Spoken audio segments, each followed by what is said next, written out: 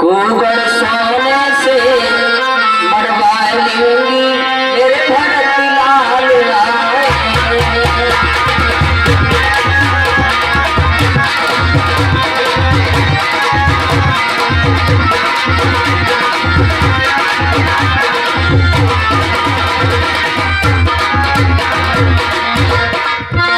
भैया सतुलर कहिए भैया। देखिए ये कुबरी ये कह रही है कि मेरा कुबड़ सोने से बढ़ दो। अच्छा भैया।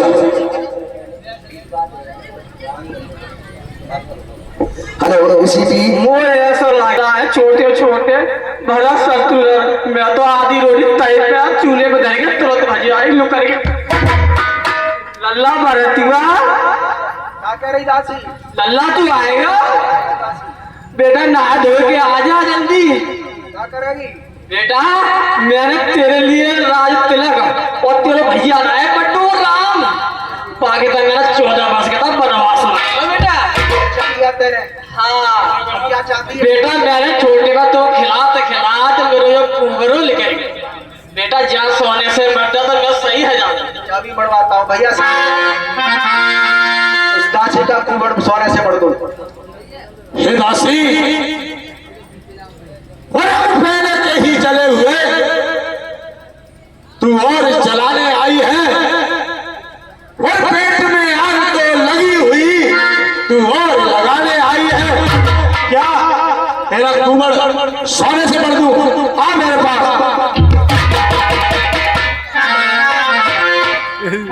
इसलिए फिर भैया धीरज धरो करहु जब सरयाज उठे भरत गुरु वचन सुने करन कहु सब साथ। तो मैं भरत का प्रणाम स्वीकार हो गई। चिरंजीवी ये भरत कहिए देखिए भरत ये एक सोचने का विषय नहीं है। हृदय में आप धीरज रखिए और सर्वप्रथम कार्य यह है कि आपके पिताजी का जो अंतिम संस्कार है उसको कीजिए। जैसी आज्ञा गुरुदेव।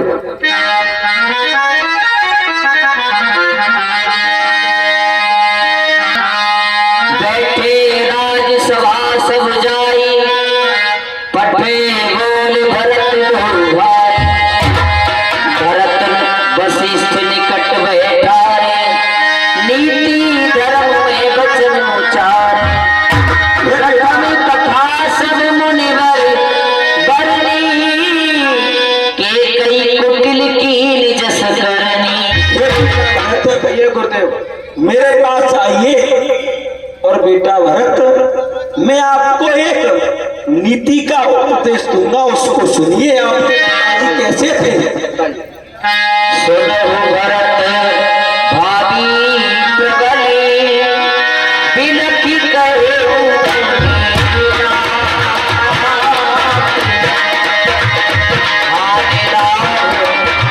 जीवन मरण यसी यसी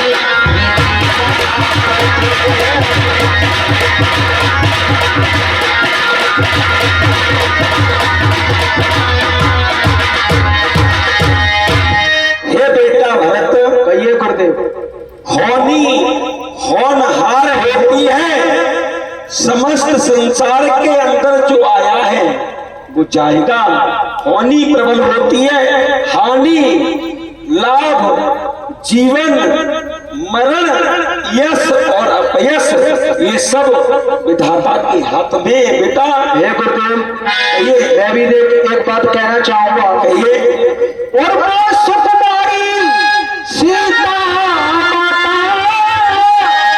और के कर्म मेरे होती हो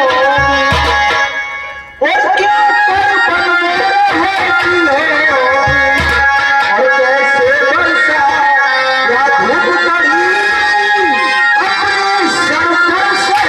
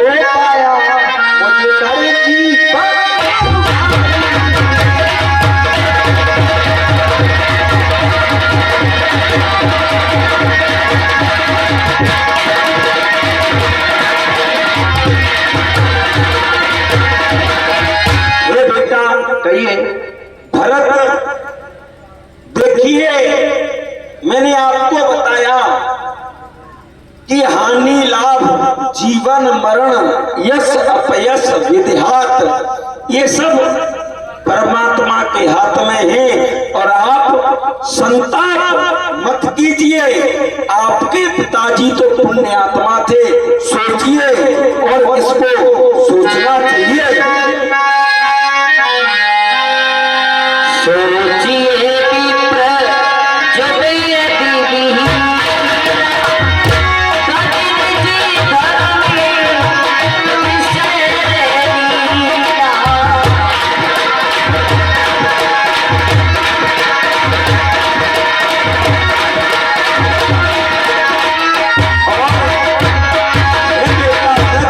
कहिए गुरुदेव। तुम्हारे पिता जो दशरथ थे वो बहुत बड़े पुण्य आत्मा थे।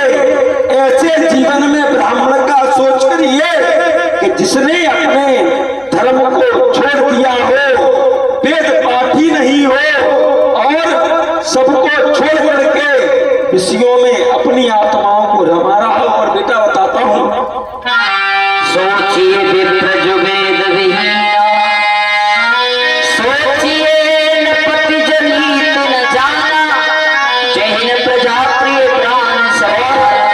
ये बेटा भरत, कहिए गुरुदेव। वो राजा सोचनीय है कि जो प्रजा का दुख नहीं समझे, प्रजा दुखी हो और राजा अपने आनंद में हो, तो ऐसा राजा सोचनीय है बेटा। सोचिए वैश्य कृपण धनवान, जो नाथ किसी भक्ति सुझाव। वैश्य कहते हैं बनिया के लिए बेटा, वो सोचनीय होते हैं जो किसी के काम में धनवान होते हुए भी नहीं आए, वो सोचने के होते हैं। सोचिए ग्रही जो मोह बस, करे कर्म पथ त्याग। सोचिए जति प्रपंच रति, विगत विवेक विराग। कहिए गुरुदेव। गृहस्थ धर्म में वो सोचनीय है, किसी के दरवाजे पर कोई कुछ खाने के लिए मांगने के लिए आ गया और उसने मना कर दिया, वो सोचने के योग्य है। अरे गाए राजपद तुमको दिया, पिता वचन चाहिए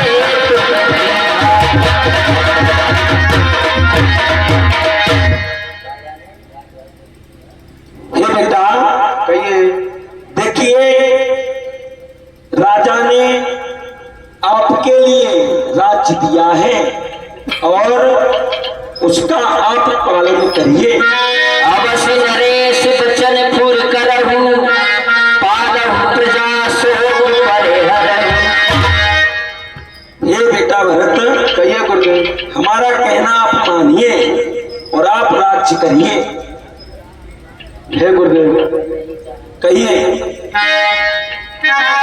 और मैं नहीं चाहता बड़ा बनूं, और रहने दो छोटा ही मुझे, और रहने दो छोटा ही मुझे, शासन का अनुसार सर्वद दो, और करने दो सेवा ही मुझे।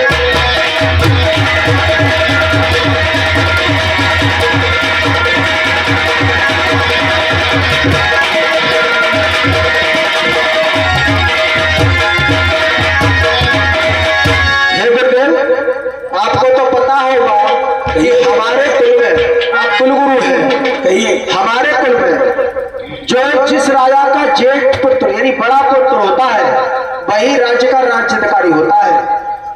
और मैं छोटा हूं, मेरे भाई मुझसे बड़े राम हैं, इस राज्य पर उनका ही अधिकार है। बेटा भरत, कहिए गुरुदेव। आप चाहते क्या हो? हे गुरुदेव, मैं ये चाहता हूँ, मैं जाऊं राम पे आज्ञा दे, एक ही इच्छा होती है।